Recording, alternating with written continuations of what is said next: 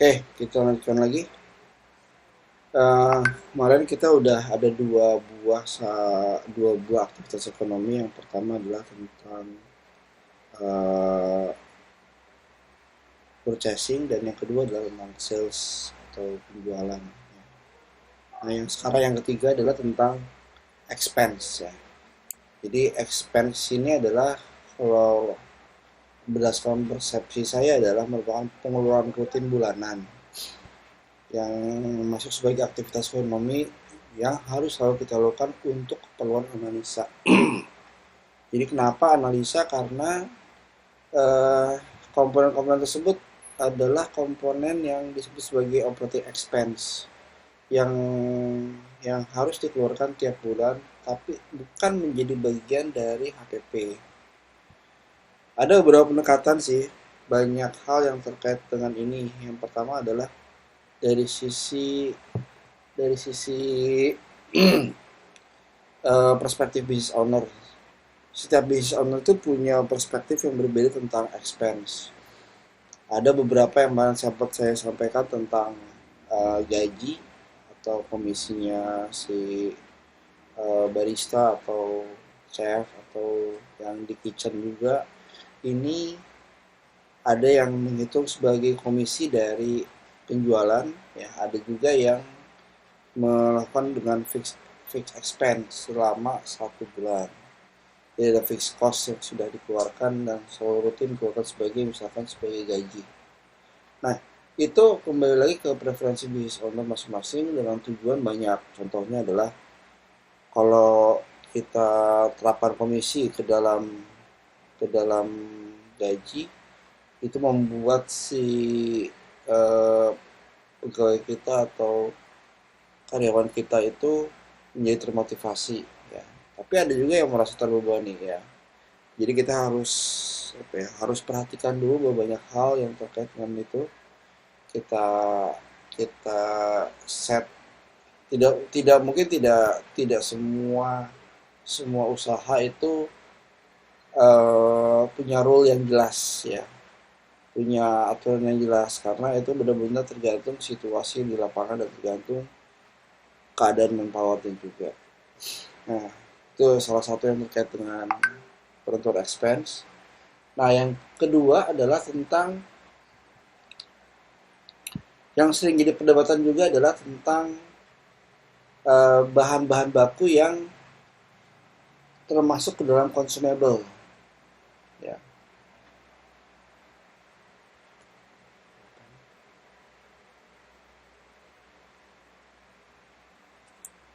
Oke, yang dimaksudkan consumable di sini adalah bahan baku yang harus dikonsumsi dalam sebuah proses produksi. Kadang akan susah untuk dikontrol, mengikuti standar kondisi dari bill of material atau resep ya.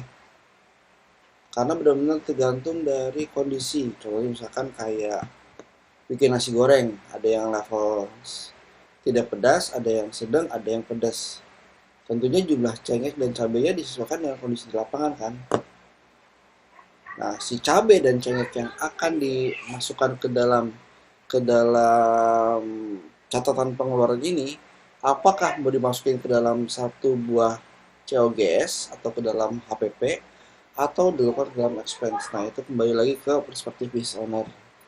Jadi tiap-tiap business owner itu punya preferensi masing-masing. Contohnya kalau saya itu ada beberapa barang yang susah untuk dikontrol, terutama adalah barang-barang yang sifatnya eh, kadang dipakai, kadang enggak. Jadi benar-benar tergantung kebutuhan, ya. Nah itu saya kayak dan tidak tidak signifikan juga efeknya. Contohnya kayak merica, kemudian kayak garam, terus kayak gula. Nah, eh, perspektif saya ke dalam satu buah pengembangan ke dalam satu buah laporan akuntansi ini, beberapa item yang tadi saya sebutkan tadi itu akan susah untuk diukur, apalagi kalau misalkan kita sampai memecah menjadi misalkan satu satu porsi ini dia membutuhkan satu siwung dengan ukuran sekian. Nah, kan kita kerepotan jadi nyarinya. Ya. Tapi kalau misalkan memang bisnisnya akan berpengaruh terhadap kondisi jumlah di lapangan, maka eh, itu benar-benar pakai ya. Nah, itu salah satunya. Jadi kita harus bisa memisahkan antara yang barang-barang yang consumable dan barang-barang yang storable. Consumable di sini artinya adalah yang harus selalu ada di dapur contohnya. Misalkan kayak kayak gula, gula pasir, kemudian kayak gula aren. Nah, itu harus selalu pre-ready di dalam website kita. Ya. Sorry, ke dalam sistemnya kita. Nah, jadi memang benar-benar tergantung. Nanti kita coba lihat posisinya satu-satu ya. Nah, eh kita buat satu buah simulasi seperti ini. Ini mulai dari gaji karyawan, listrik, gas, pam, harga pokok produksi tambahan, keamanan, kebersihan, kondimen, tisu, dan gula pasir 3 kali 500 gram. Nah, kita coba lihat ini mana yang akan dibebankan ke pos yang mana ya. Jadi kita sebenarnya semakin detail kondisi cuanya, maka akan semakin mengerucut tentang eh, perspektifnya dari masing-masing eh, pihak. Contohnya adalah si supplier atau si pembelinya. Nah, eh, kita coba lihat sekarang ya. Oke, sebelum mulai perhitungan expense, kita coba bikin satu buah simulasi tentang pendapatan terlebih dahulu. Kita coba asumsikan bahwa ada pendapatan selama sebulan Januari.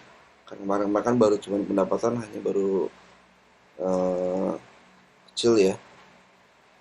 Nah, kita yang coba diperbesar lagi dengan berasumsi bahwa nanti kan ada pengeluaran expense ya, supaya nggak terlalu jomplang ya. Kita coba lihat di sini ada angka persediaan selama 1 bulan itu udah mencapai berapa nih?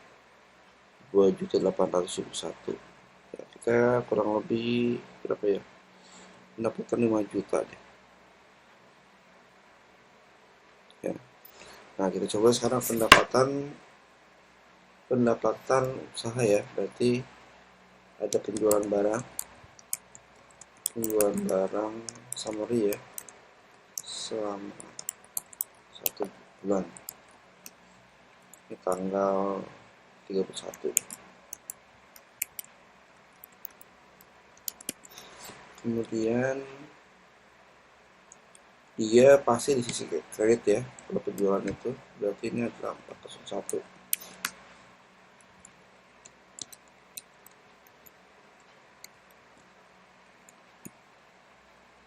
Dan ini kas, ini adalah bank, ini adalah 101, 102. Kasnya pendapatannya adalah sekitar 3,570.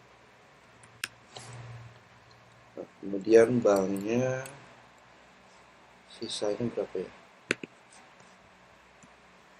5 juta dan 430.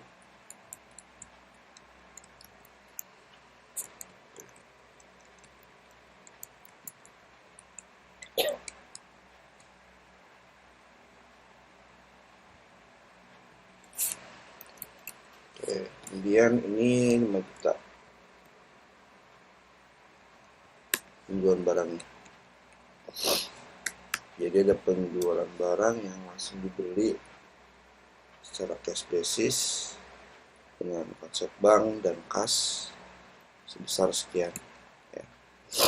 Kita shortcut aja dulu dengan asumsi bahwa kita tarik nanti HPP-nya adalah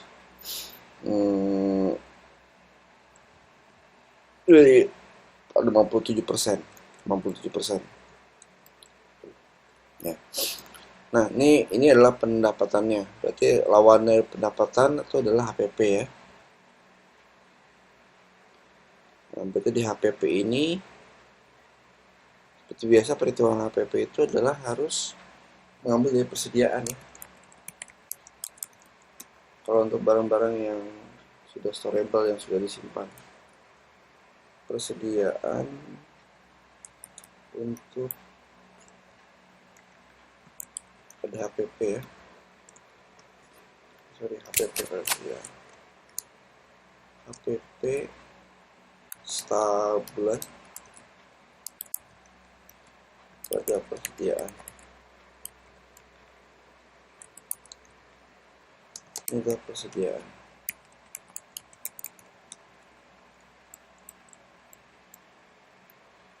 Dalam persediaan kita asumsikan adalah 57%. Berarti 57%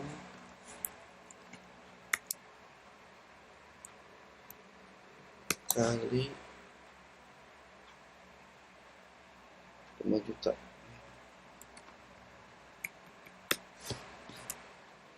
8,5.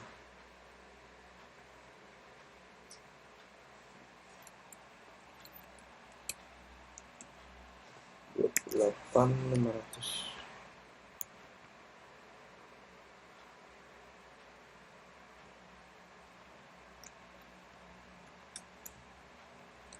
Kemudian persediaannya adalah sama ya, 28.50. Jadi dia akan menghabiskan stok persediaannya sebesar 28.50 kosnya ya. Jadi sehingga kalau kita hitung secara rugi laba, penjualannya sekian, harga pokok penjualannya 172. Oh, belum dikasih ini ya, belum dikasih kode. HPP itu adalah 501, ini adalah 104. Nah.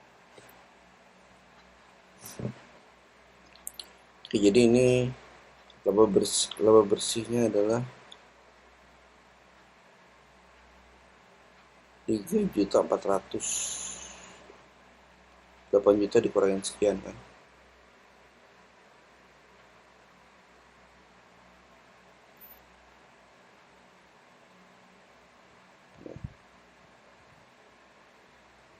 Nah, sekarang baru kita coba masukkan komponen biaya ya. Jadi kita komponen biaya sesuai dengan yang kemarin ya, gaji karyawan kita ini akhir bulan ya, 31 bulan 1 2021.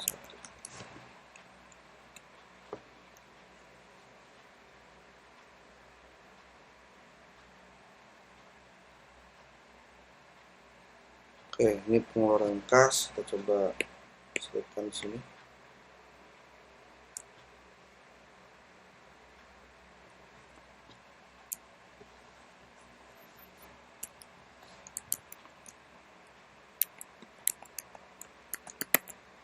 Akhir bulan, di akhir bulan misalkan di sini yang pertama adalah ada beban untuk gaji. Gaji itu kita coba ambil langsung dari kas ya.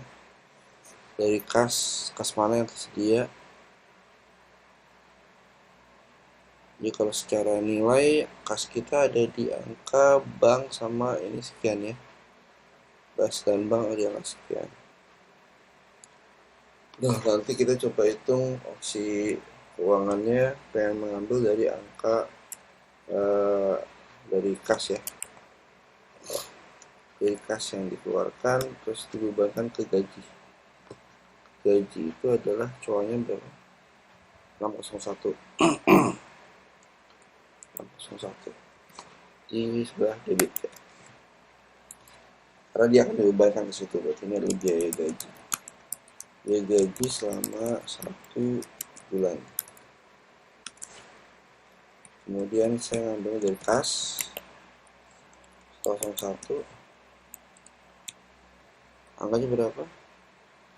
2,5 juta.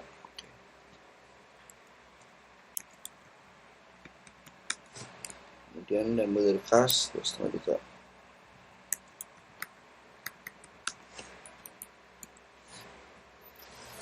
Itu yang pertama. Coba lihat di laporan keuangannya, impact-nya adalah di sini ya.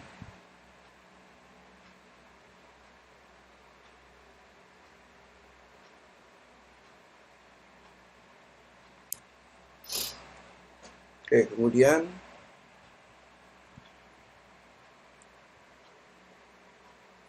yang kita coba lihat lagi ada komponen listrik buat mesin ya. Kita masukin biaya listrik 1 bulan. Biaya listrik itu biaya transport, biaya sewa, biaya lain. Saya masukin ke biaya lain aja. Bagusnya sih dipisah ya. Nah, jadi kadang-kadang di sini kita pengen melihat bahwa kalau kita melihat bahwa ini listrik cukup, komponen cukup besar ya. Kalau saya masukin ke yang lain-lain, dia akan ini yang lain itu apa aja detailnya. Makanya kita lebih baik daripada bikin ambigu ya. Lebih baik kita tambahkan satu buah item baru di dalam komponen biaya ini, misalkan 608 itu adalah biaya listrik. Karena itu akan berpotensi dan cukup besar ya, signifikan. Ini debit ya.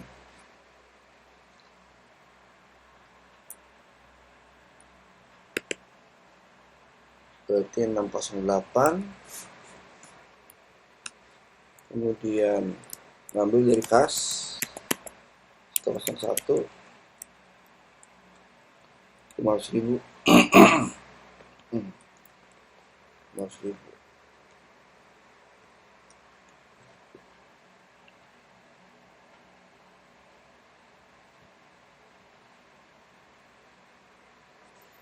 Oke, kemudian tadi 608 ya. 608 saya masukkan biaya listrik, biaya listrik. Di sisi debit kita copy aja ini. Itu caranya ya, tinggal kita copy yang di atasnya, rumusnya langsung otomatis submit. Ini saya tambahin ke bawah.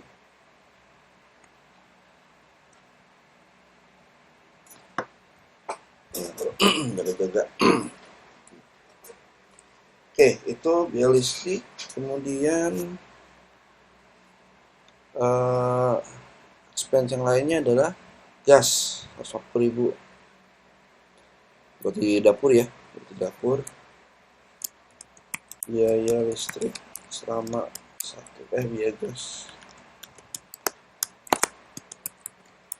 selama 1 bulan. Gas, biaya gas itu saya coba masukkan dalam ini deh, 60 berapa,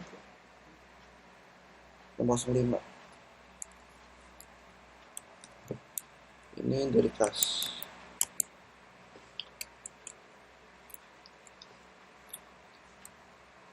Terus 140.000. Ini 140.000. Kemudian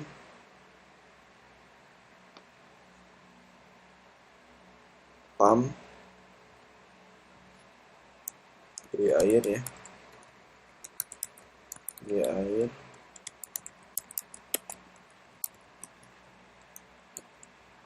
masukkan 605.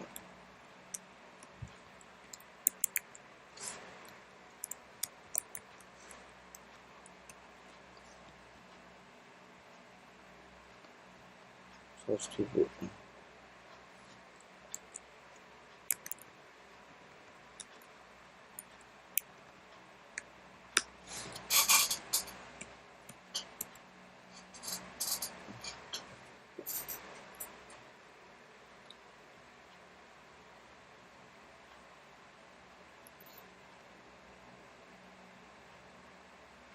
Nah, kemudian ini ada harga pokok produksi tambahan. Oke, di sini ini yang tadi saya bilang bahwa ada beberapa komponen biaya yang maaf sorry, itu pamnya 100.000 ya. Ada beberapa komponen biaya tambahan yang berpengaruh terhadap terhadap ini pendapatan, dan sebenarnya dia bagian dari komponen HPP ya. Nah, cuman karena dia sifatnya consumable, saya nggak ngambil dari persediaan karena dia diasumsikan bahwa dihitung selama beban selama 1 bulan itu berapa. Contohnya udah berapa kali pembelian, si bau misalkan apa ya, kayak gula itu udah belinya sekian sekian sekian sekian dalam 1 bulan berkali-kali ya. Nah, ketika kita masukkan ke dalam komponen expense, maka dia akan ngambil ke dalam satu buah HPP. Kenapa? Biar masuk ke dalam HPP supaya supaya apa ya? Supaya clear aja. Nggak ngambil dari persediaan karena kan kita nggak pernah masukkan si angka persediaan gula terhadap pendapatan apa ke dalam persediaan. Jadi yang biasanya kalau agak membingungkan adalah kapan HPP itu akan diambil dari persediaan, kapan dia akan diambil dari kas atau dari bank. Nah, ini yang sering jadi perdebatan ya. Nah, biasanya kalau misalkan yang diambil dari bank itu yang sifatnya consumable, yang kayak misalkan kayak gula. Dan itu benar-benar perspektif business owner ya. Kadang-kala ada beberapa usaha yang ambil, ini harusnya dimasukin dalam HPP, ya silakan, selama kita bisa mengontrol dan menghitung persediaannya, itu kita simpan di situ ya. Tapi harus komitmen, jadi ketika di awal kita udah membuat bahwa oke, gula akan dijadikan sebagai persediaan, maka pada saat pembelian barangnya kita harus langsung masuk ke dalam ke persediaan si nilai pembeliannya ya.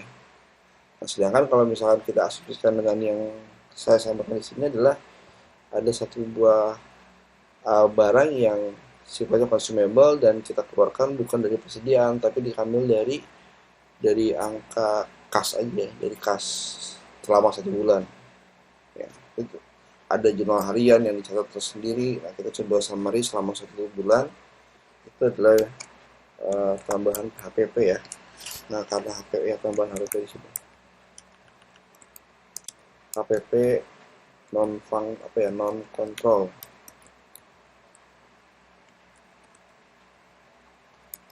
Controllable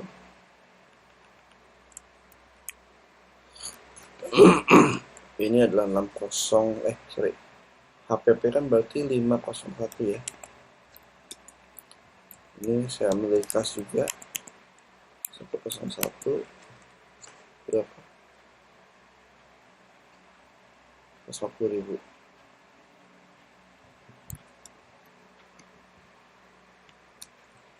Ini 150.000.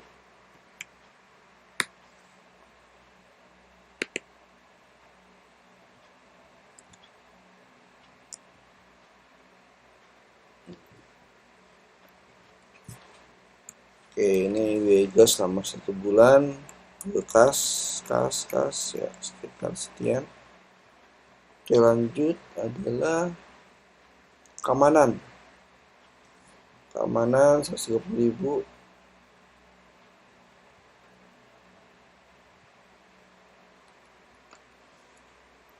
Itu masuk ke dalam biaya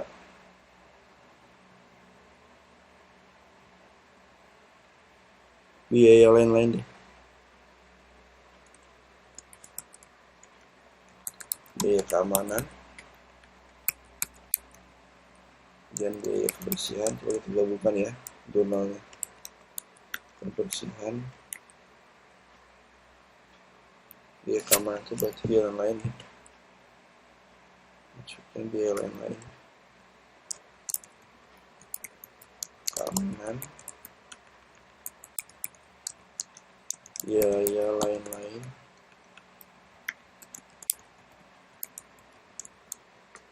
kebersihan. Kita gabungkan dalam satu jurnal.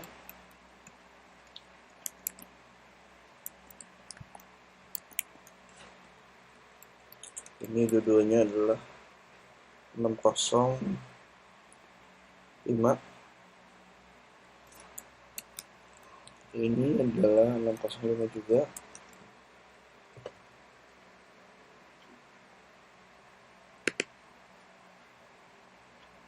$130 dan 150.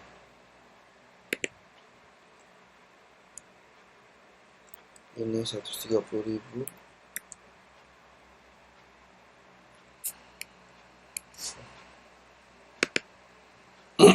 Bersihan 150.000. Oke. Kebersihan 150.000. Keamanan 130.000. Ini masuknya ke kas. Ini dari kas satu. Ini berarti summary dari ini.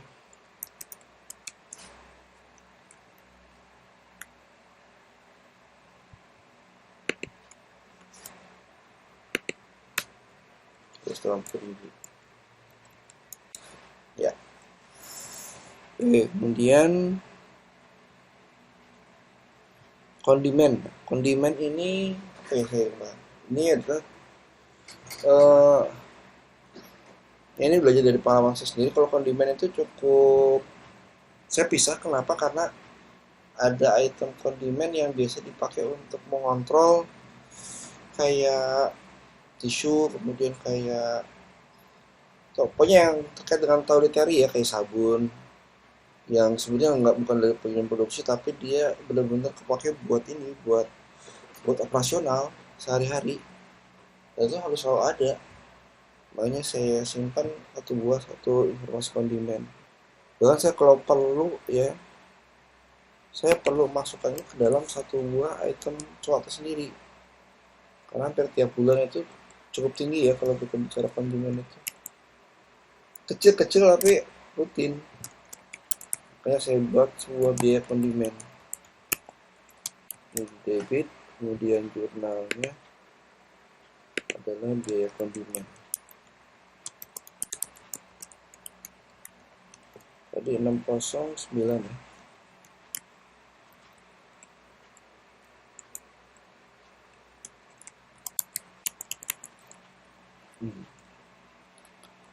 Bisa juga sekarang coba kayak ini bank. Ini 101, ini 102. Saya ambil yang ini adalah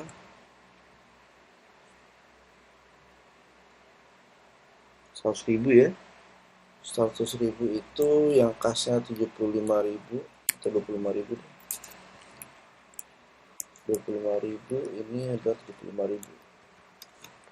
Kemudian kondimennya 100.000. Nah, kondimen ini jangan lupa di bagian laporan keuangan ini kita tambahkan 09 ya. Biaya kondimen. Kita copy dulu rumusnya. Ya. Otomatis. Oke, lanjut. Gula pasir. Gula pasir ini saya coba masukin ke dalam HPP ya. Berarti ini adalah HPP. Non-controllable. 501 dan 101 kas.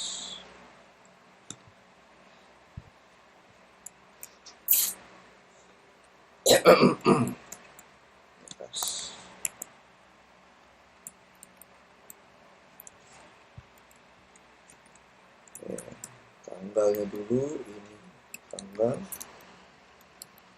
ini masukin tulisannya adalah bulan.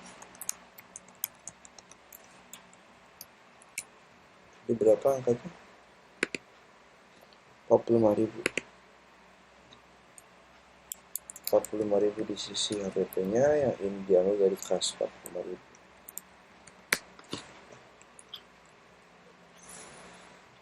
Ini tanggal 21.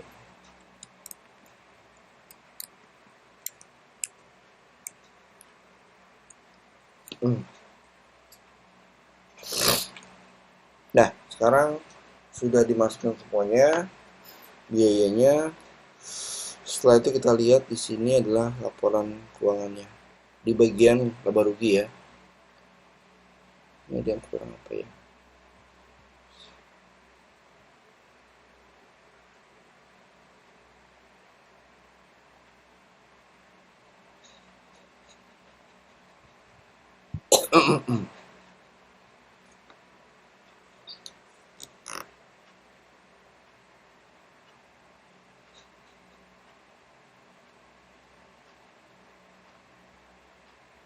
Jadi sekarang udah kelihatan laba bersihnya adalah eh, setelah dipotong ini dikurangin ini ya, jadi penjualan dikurangin HPP dikurangin biaya gaji, biaya transport, sewa, penyusutan. Ini belum dihitung penyusutan ya, biaya lain-lain, biaya listrik, biaya konsumen kita hitung, dan hasilnya adalah, nah kita masih minus.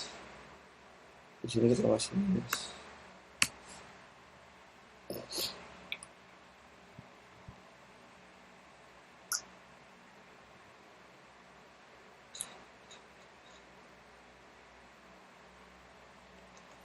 Iya, seminus. Jadi kita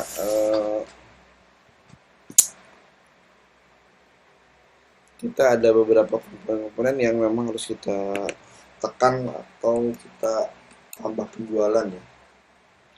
Nah, jadi dari sini kita udah bisa melihat ternyata adalah secara perhitungan laba ruginya ini sudah masih minus ya. Berapa persentasenya? Nah, ini kegunaannya biaya expense itu kalau kita melihat secara real di lapangan itu adalah kita bisa hitung ini nantinya, harus hitung ini konsumen per pendapatan berapa persen. Ini kita asumsikan yang E27 nya adalah permanen, jadi baru copy.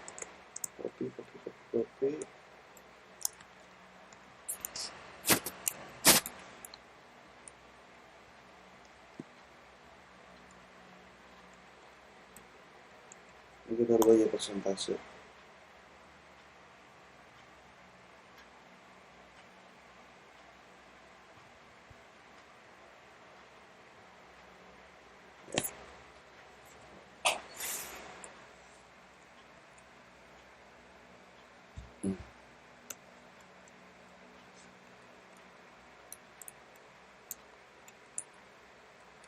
Oke, jadi harga pokok penjualan barangnya adalah ini kita 100% ya.